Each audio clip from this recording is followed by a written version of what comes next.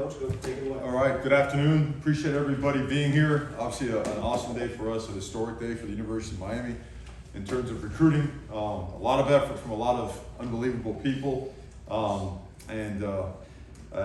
know, they need to be mentioned. I mean, everyone from the administrators, a lot of people that are here right now, people in development, recruiting, our coaching staff, a lot of just incredible hours on the road away from families, the wives back home, who certainly do a great job in just making sure that families and everything, the daily processes go with it. I know I got to take my wife to dinner eventually before they make me leave the house. But our players that did an amazing job at making sure that they were very open and honest about the University of Miami, our direction, our culture. But all that leads to a top 5 finish and still going. We're not done yet. We can't be done yet. Recruiting is an ever always just moving process that requires every ounce of what you have while you're developing your football team. We have some holes to fill. We filled some. We're excited about it.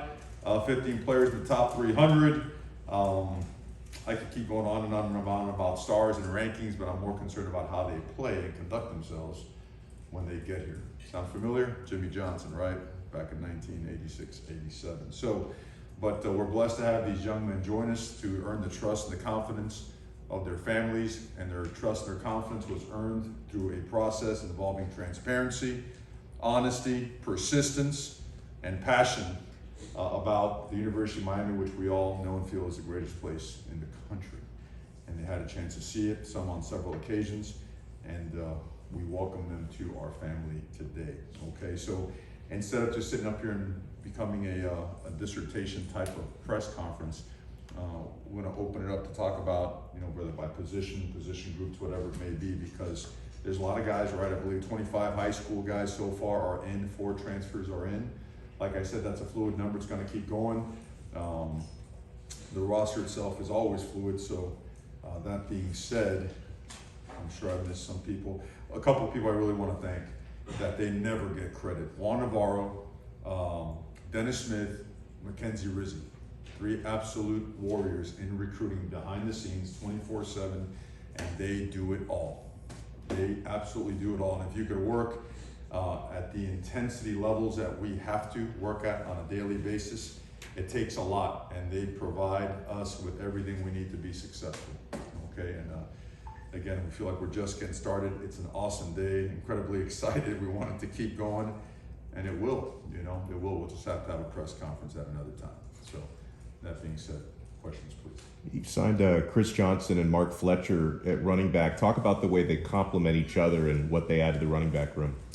2 very unique individuals and 2 very different skill sets, right? One is borderline world-class speed, explosive as it gets. Touch the ball, find a crease, and gone. Also excellent out of the backfield, a track star, gonna run track here at the University of Miami as well. Known Chris a long time, came to camp. Mark Fletcher has been a Hurricane fan since he's been a little dude.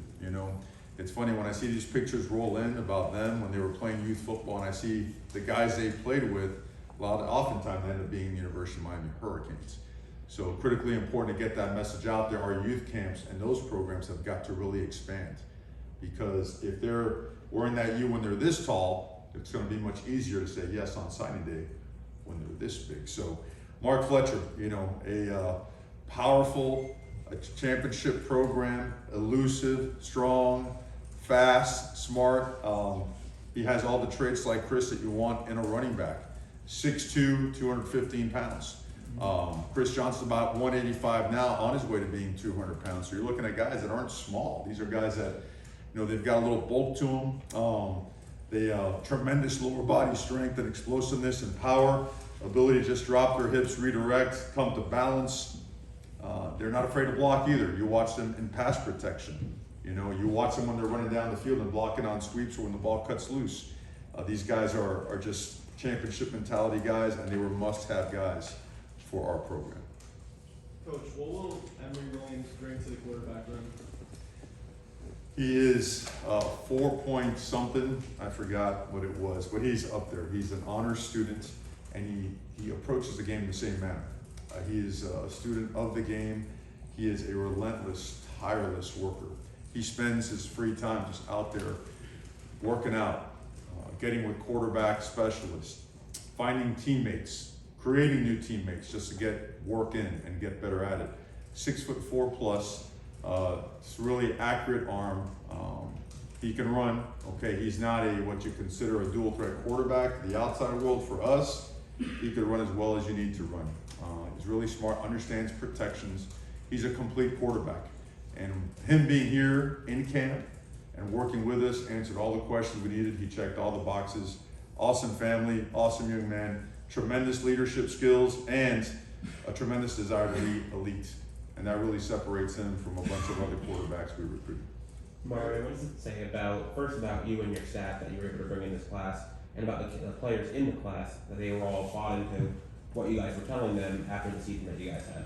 Right. Well, I mean, first of all, I want to give credit to the staff. I really would rather not take any credit. You know, I think that them, and I wrote down a bunch of stuff and a bunch of people. I find myself fumbling for this paper. I blame Cam for that. But it's not just, it's the coaches, it's the analysts, the grad assistants, right? You think Reggie Bain had any pressure? Ruben Bain to come here? The medical staff, I mean, you know, everybody's involved. I mean, you have these visits, you have physicals, equipment, the recruiting we mentioned already, the people in video. How about the graphics they pumped out today? How about the edits they produced throughout the course of the year to keep recruiting alive? Our chaplain, creative, nutrition, they all do a great job. But back to the class itself, what does it say? It speaks just, you know, what it should speak, truth and reality.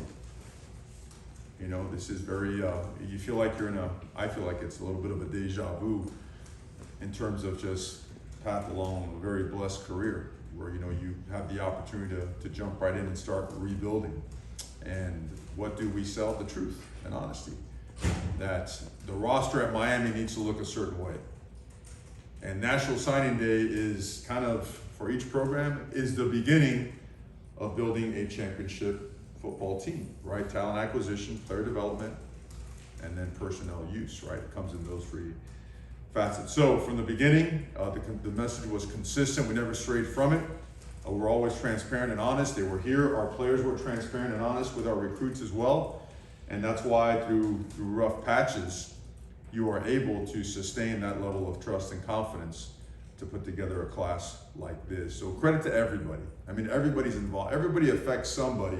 And you know, we're very strong believers that this is more than just recruiting. This is relationship building. This is building a partnership.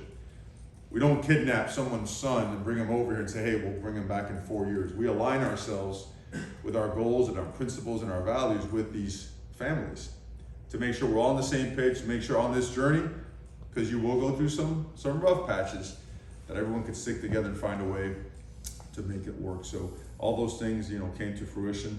And again, we're not done, so hopefully it's going to keep trending in a direction we'll keep gaining more and more momentum. Looking across the board, it seems like you had a lot of good size to the class, both on the offensive line, but also at linebacker. Are those just kind of two positions that you felt like you guys maybe need to get a little bit bigger at going forward? Well, we had to get a lot bigger. You know, girth, size, power. I mean, power in the trenches, at the line of scrimmage, being able to control the line of scrimmage, knock people back. Sustain blocks, being able to be effective in block destruction, shed blockers, be able to be a knockback tackler, right? Big difference in being able to strike somebody and knock him back or prevent them from gaining any extra yardage, as opposed to, you know, maybe drag down tackling, you know, wrap and rolling, some of that stuff, when you could really create 2nd and 9, 2nd and 10, as opposed to 2nd and 4. So those things are important. We got significantly larger at those positions, but also we think that we brought in some really high-level athletes, some high-level football IQs, a lot of length to those positions as well, and range when you're playing the offensive line position. And all these guys play all the positions. They all do. That you're able to have guys that can cover a lot of ground and recover.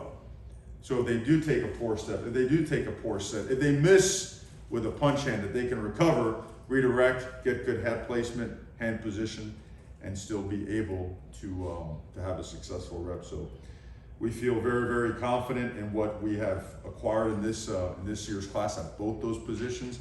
and we expect some epic battles both in the spring and the fall. Coach, you mentioned 4 transfers. Can you name the 4 to confirm them, and then what they're bringing to your team? Absolutely, absolutely, okay. All right, the 4 transfers. I feel like I'm studying for finals back at the Learning Center, you know what I mean? All right, Cam, here you go, buddy. Do these tight ends, O-line, D-line, an area I like to stop frequently at. All right, here we go, the transfers. Okay, we'll start with Thomas Gore, who joins us, over from Georgia State. Just a really productive player on film. Just great with his hands, technician, plays a lot of power, all-conference player. He's generated 76 pressures and 14 sacks over 3 seasons, and he was great to connect with, shares the type of mindset DNA that we're looking for. Francisco Mawinoa, okay, who happens to be related to Francis Mawinoa, who are 6 hours difference from us right now back in Hawaii. And these 2 guys they're special guys in a special family. Really looking forward to that battle right there. These are 2 enormous Giganosaurus Rex type human beings, okay? And they are Francis lets me know every single day how well he catches the ball, so obviously he's trying to set up for a tackle touchdown. That's for later in the conversation. But I need to point out, Francisco was recruited independently of Francis, okay? He goes by Kiko and Francis goes by Cici. So Kiko, if you watch him, he's arguably a top 3 linebacker in the Pac-12. All right, if you guys watch PFF or kind of take a peek at that every now and then, his grades are off the charts in both, defending the run and in pass coverage. And he's a large guy, he's a striker, a knock you back tackler, uses his hands really, really well. Diagnosis plays extremely, extremely well. Just a very seasoned football player. And a guy we're really excited about, Devontae Brown, who again is another, I know what it's like to play with a brother, and a couple of these guys have that opportunity. I think that's extremely special. Especially if you don't like him, you could hit him every day, But Devontae Brown, he's played 1,900 snaps and allowed just 4 touchdowns in coverage at UCF. He is a large defensive back with a lot of range, great hips, great feet, great hands.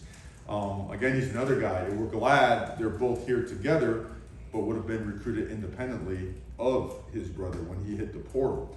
He has 2 seasons of eligibility remaining. Thrilled to have him. Obviously, his father, Selwyn, was a great player here. Thrilled to have Damari as well. He just announced we got his paperwork in, so we're allowed to speak about him. One of the elite corners in the country this year. I mean, that's kind of sums it up right there. I mentioned Francisco earlier, but I failed to mention Francis.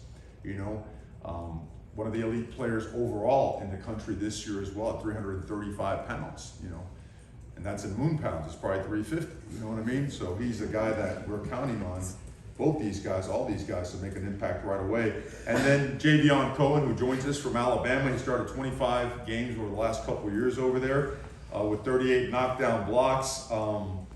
He's a top offensive lineman in the portal. Coach Mirabal and him hit it off right away. Hard not to hit it off with Coach Mirabal when you're talking about the old line. Did not allow a sack, in 1,600 snaps at Alabama, and was a freshman All-SEC player. 325-pound, just athletic, tough, smart guy. A system that's very familiar to the system that we run, so the transition is something that we expect to be smooth and seamless, and brings a lot of energy, a lot of toughness. Very seasoned player that brings a lot to the table. So, we're working our way towards a roster that, is physically getting to where it needs to be. But those are the 4 current transfers which we have received financial aid agreements from. Obviously, that keeps going and going. So. Hey Mark, can you talk about the punter? I know he doesn't get the same attention as maybe 5 stars or whatever, but how did you find him? And what do you expect from him? I assume he'll be, you're going to be the day 1 starter, right? You're only scholarship punter? He is, he's a scholarship punter. Absolutely. I just want to get some, so I make sure I got the right statistics. We wanted to get another Lou Headley, but we want to get the first, Dylan Joyce. I don't want a guy to feel like, hey, you're the next this. We'd rather say you're the first of, your kind. And, film-wise, he was by far the very best and could do the things that we do. This year we were a top 10 special teams operation in just about every unit. In the conference, we were top 1 or 2 in 3 or 4 of those phases, and a large reason why was because of Lou and his ball placement. The ability to just extend, plays when you're punting the football. Ball placement, he could roll right and punt right, roll right, punt left, put it right down the middle, sit still and punt it either way. And we feel that Dylan can do that. Just a lot of characteristics of what we're looking for. Hard-working guy, not afraid to tackle. Punters every now and then got to get down there and make a tackle. And he has experience doing that, so we're thrilled to have him. And he's part of this class. Will be here shortly. Mario, what do you expect as far as leadership from players in this class? From the players I've met, Ray, Ruben Bain, Mark Fletcher, a lot of them are very, took on leadership roles with their high school teams. I'm not saying they're going to come in and be leaders on day one, but to be leaders in their class and going forward. Well, no, it makes great sense. Especially the way you mentioned their posture at the end, leaders of their class. The most important thing is getting everybody to come together, right? Because if you're putting together a great football team, like you look at this list right here, these are alphas, right? These are guys that are used to being the top dog at their respective place. They're used to being the guy. And that's what we recruit. That's what we're going to recruit. And they all come from different parts. They come in different shapes and sizes. And now the goal is to make sure they bring them all together, to be part of one common culture and brotherhood, and make sure we're all working in the same direction, right? And it's okay to have bumps, and along the way some, a little grinding, some intense moments as you figure that stuff out, because typically people that have high care factors are going to be competitive, and competition brings intensity and passion out of people. And that's what we have to litter our locker room and Green Tree practice field with. That's where all this thing comes into play in a manner where, it's going to up the level of what we do and how we do it. I'm counting on every single one here to bring everything they have, also to come in with an open mind and open heart, to join together, right, in a football family, a brotherhood. I think oftentimes, and I've been part of staffs where you make the mistake, these guys are coming over to take over, and these guys, no. Come on, man, we're one team. The enemy's in the other locker room.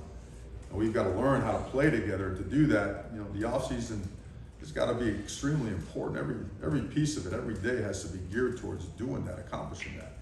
So that's what we expect from them. You mentioned Ruben Bain. Mr. Every, he's just about won every award. He's out of space in his house for trophies and medals. And a guy that I think they're at the end, him and Samson Okulola, they both provided a tremendous amount of momentum going down the stretch to make this the kind of class that it is. But he represents, him, Ray, Robbie, Bobby. All these guys represent, what Dade County football is. Just hard-nosed, tough guys, great families, hard-working families.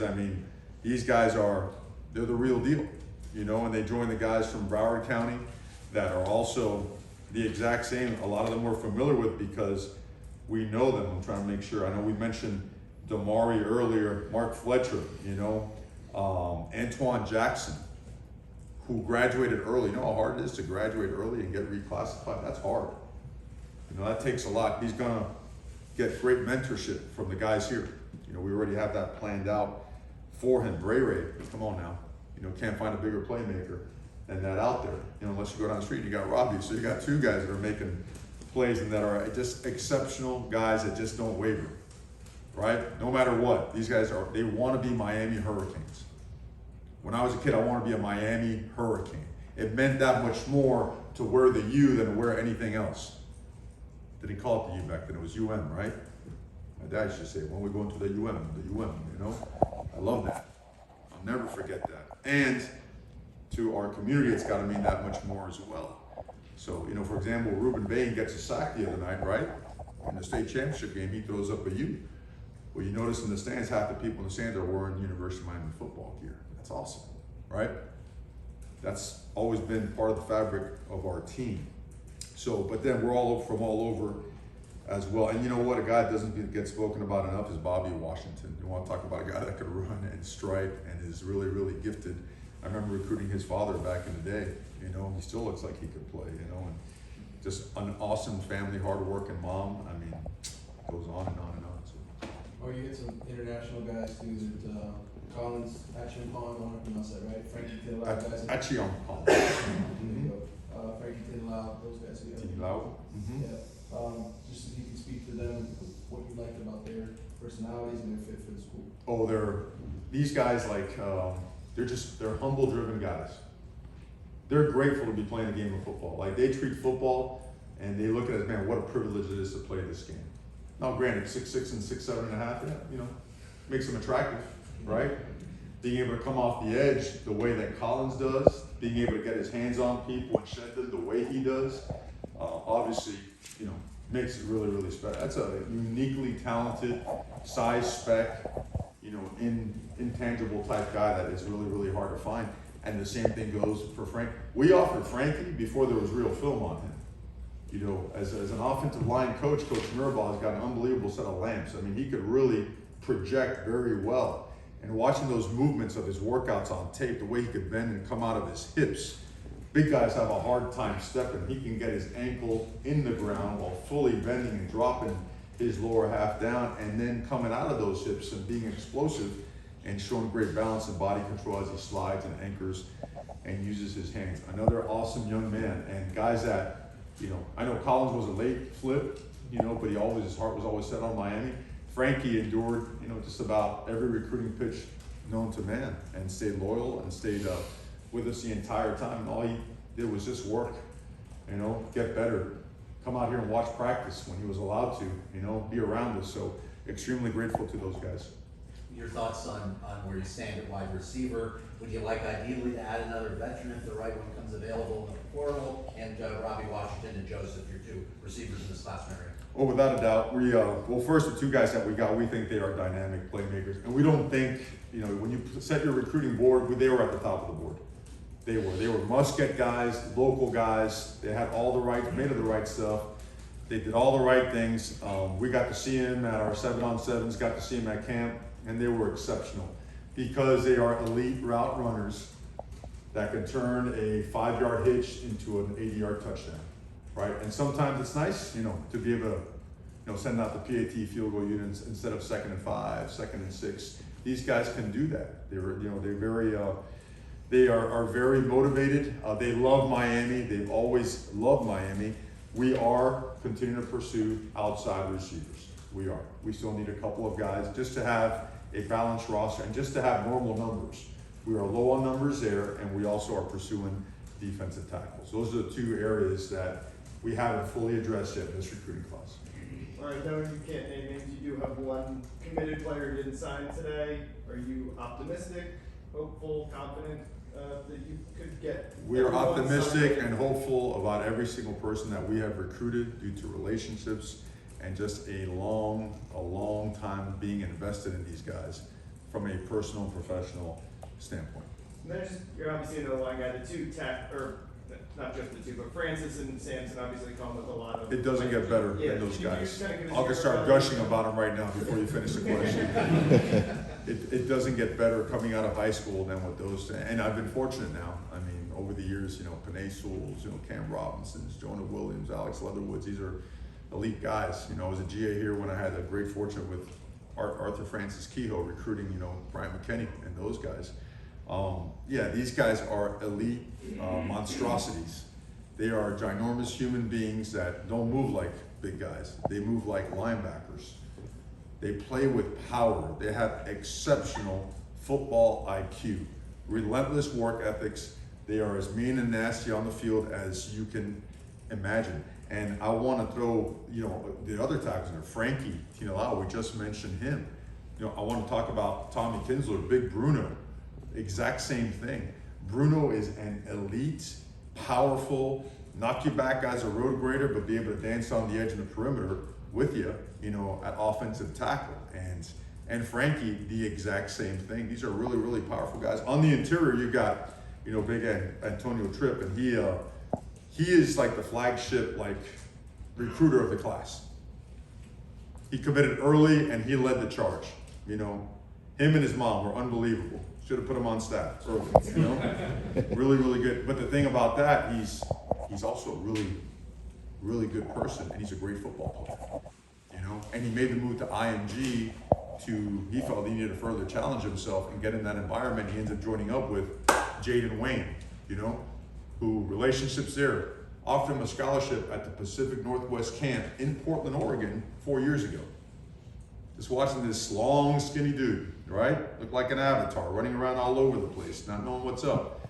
Found him, offered. 4 years later, one of the best players in the entire country, Jaden Wayne, is a member of the University of Miami. Well, all of a sudden, he's over there with Antonio, with Francis, right? And then there's Riley Williams, who I had an opportunity to coach his brother at the University of Oregon. So a relationship forged there 4 years ago, and offered him 3 years ago. All of a sudden, all these guys are playing together. You know, Riley, Jackson Carver, who could fly his own jet over here if he wanted to. He's a pilot, he got his license. You know, Riley's a guy, was elite playing. He was a big wide receiver that just kept growing and growing, so he had to move a little bit closer to the ball. You know, and Jackson went from playing, you know, lacrosse and knocking people out sideways to making the jump to football. And the rest has been history, recruited by everyone in the country. I know that you asked a different question. I don't know where it went, but what was your original Okay, it was question? about the two tackles, Samson Yeah. and Well, but again, Francis, you know, yeah. all these guys, Frankie, again, 5-position guy. Big Bruno, Tommy Kinsler, 5-position guy. All these guys have to be, and you know why? Just like with Penei Sewell back in the day, he played left tackle his entire college career. Guess what? He was drafted 6th or 7th overall. They tapped him on the shoulder. Detroit Lions said, "Hey, buddy, I know you're a first-round pick. You got to go to right tackle." And shame on us if we don't prepare these guys to be successful. Because I know guys want to play in the NFL. We got to make sure that they stay in the NFL. That's one of their goals, right?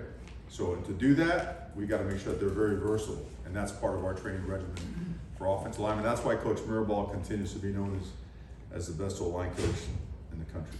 Along those same lines, just the trenches in general. I know when you got here, it was kind of like you felt kind of build it out from there. Can you just talk about just like how you kind of attached both sides of the trenches on the offensive line and the defensive line? Josh Gordon, a big, you know, body that's long and stuff like that. You could talk about how far along that's come.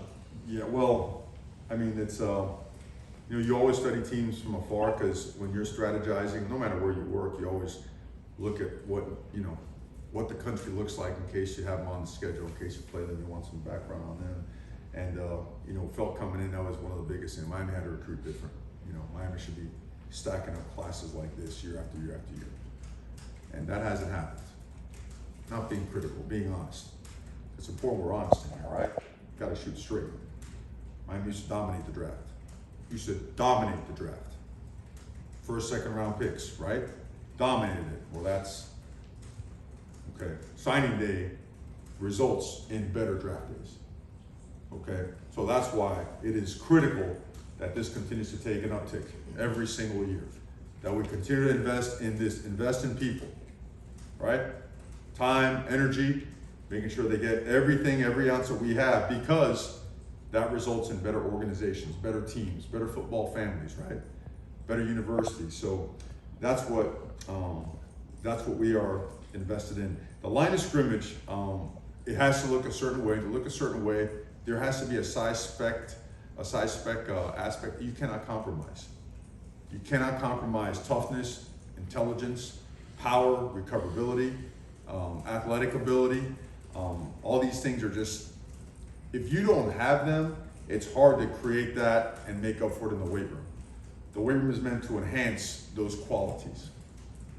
You can't invent them in there. So, you know, our strength coach is probably the most excited guy, because I mean, we're bringing him some real deal, you know, awesome elite athletes to work with, you know. And you know, coaches forever, man. They're kind of like, you know, when you were a kid and you got those toys, no assembly required. Coaches are like that a lot. We're not. You know, we like investing time, building, reshaping, assessing, tweaking, and to get these guys in here early, and about 20 of them are going to be able to come early, is an unbelievable advantage. And The line of scrimmage always needs a little more time to develop. Well, that's what January, February, March, and April are for, right? Nowadays, that should, instead of, guys shouldn't have to redshirt anymore. That should be that redshirt space, the springtime and the winter. So a couple more for Coach. Yeah, with 85 still being the limit, about where are you now with scholarship numbers and how many openings are left?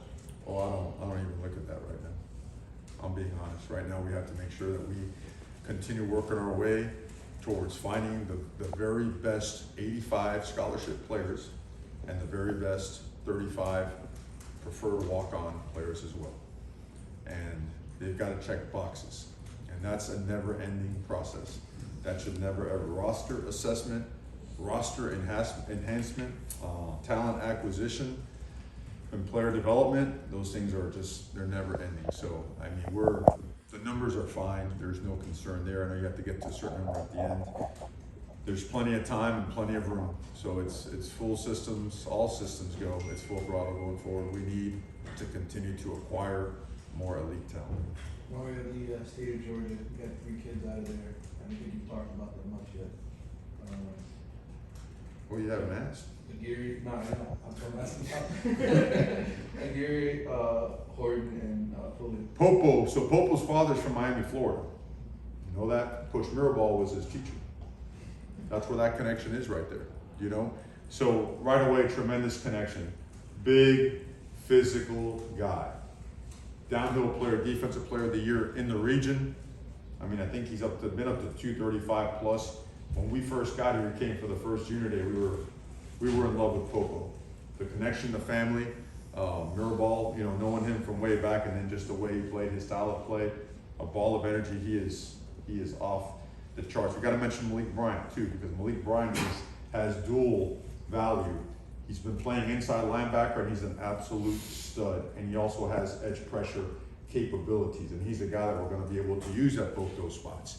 One of the highest rated players in the country really at the linebacker position, but also recognized for his ability to bring pressure to the passer. Awesome family, has been with us for a long, long time. We expect great things from him. You mentioned Georgia, Josh Horton. That's exactly what 3 techniques should look like. You know, he's over 6'4", he's 285 to 290 pounds. You probably saw footage of him on Twitter, dunking over his friends. Didn't work out so well for his friend, but this guy is a jumbo athlete that's explosive, natural pass rusher, natural run stopper, comes out of his hips. I mean, this is the best part about him, okay? Coach Williams, you know, we got a chance to know him really well at Langston Hughes. Tremendous coach. I'm talking about culture, culture, culture. He gets there, I think their first year they won 2 games. 2 games. This is what attracted him to Miami. And then his 4-year track there culminated in them winning the state title, you know, about 2 weeks ago. You know, you need that. And you want that on your team. Guys that are willing to go through what it takes to do it right. And I've seen, you know, the tough times. I've seen, you know, the building. I've gone through some of the ups and downs. So I think he embodies all that stuff and more. Marcelius Pulliam, again, also another state champion. And the guy, we were drawn to him because when we turned on his film, he was knocking people out left and right. That's what he was doing. Size, speed guy.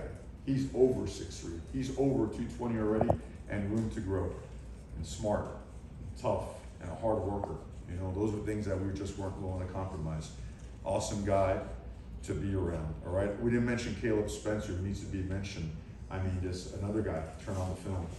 Hard to find a safety in high school right now that runs the out like he does and puts a stop to the run game. And he understands what the fits are. He understands coverages extremely well.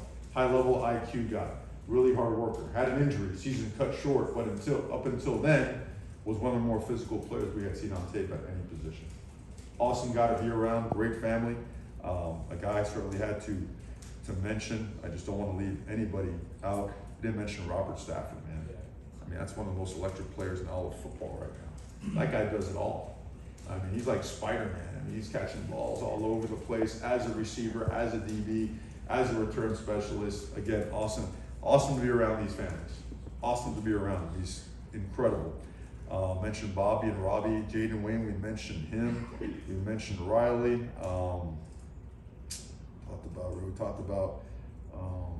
We we talked about Antoine Jackson, Mark Fletcher, Damari, Ruben, Popo. Did I miss anybody? Hurricane Bain, man. Hurricane Bain. Imagine being Reggie Bain walking around the office all the time. Hey, when's your brother coming? When's your brother coming? So credit to him, because you know what? He's a great young coach, and he's another one that's here independent of his brother's recruiting process. Reggie's a really, really good young football coach, and you need those guys. You need people that are going to be good for young people. Critically important. So gotta have that. But I mean, you see what we're recruiting. I mean, we want to go after the best of the best and not slow down. And guys that are willing to compete, right? That's almost like a lost art almost nowadays, right? We don't want whiners, complainers. We don't want tweet monsters. We want real deal people that understand the value of an education at the University of Miami, a private school elite education in the best city in the world, and rebuilding what has always been one of the premier and gonna be one day the premier program in the country once again. So the targets were laid out, and credit to the staff and everybody else. They did a great job. Coach, as far This as is the last immediate, question for Coach. as far as just immediate impact, how would you compare this class to previous classes that you've recruited? This is, man, there was a 21 class at the University of Oregon, and a 19 class. You know, there were 3 straight years of top 10 picks. Same thing at the University of Alabama. I feel that this class, the 14 Alabama, the 2021 Oregon, 3 best talent acquisition coups that I've been a part of. This was what I'm most excited about. You know, this is where I played and all that stuff. And it's not done yet. You know, you didn't have a transfer portal back then, so you still have room to grow this thing even more. Okay, so yeah, it hit on all cylinders. I know we got a couple spots we mentioned that we've got to fill up a little bit more, but all in all, it's a complete class. It really is, you know, and it's going to make us better. Our players are going to make them better. Our players played a huge role in these guys coming to the University of Miami. And you want your players to feel and take ownership in the recruiting process. That was a huge part of myself being a student athlete here under Coach Johnson and Coach Erickson. They made it clear, if you want to have a great team, you recruit your teammates. You know who's a good guy. You know who's a competitor, right? Go get them. And they did. They did, and we're super excited to have them. Cool. Thank you very much. Anything else? Well, the loafers, everybody's talking about. You gotta know where they're from. Look, I'm sorry I'm not as fashionable as you know, and some of the rest in here. I catch all kinds of hell from my wife on the way I dress all the time, so I appreciate you adding on to that. So, I mean, what can I say, man? I don't have time to shop, but hopefully this off season, maybe you could find time to help me just dress it up, and we'll go with it. I don't know what to say, but like I said, it's just very thankful and grateful to be here. We've got a lot of work to do. There is no flinching. There is nothing except the mentality to go forward. But the right pieces are starting to fall in place, and it's back to work. Great. Back to work. Thank you very much, Coach. Thank you guys. everyone for joining us today. Appreciate you.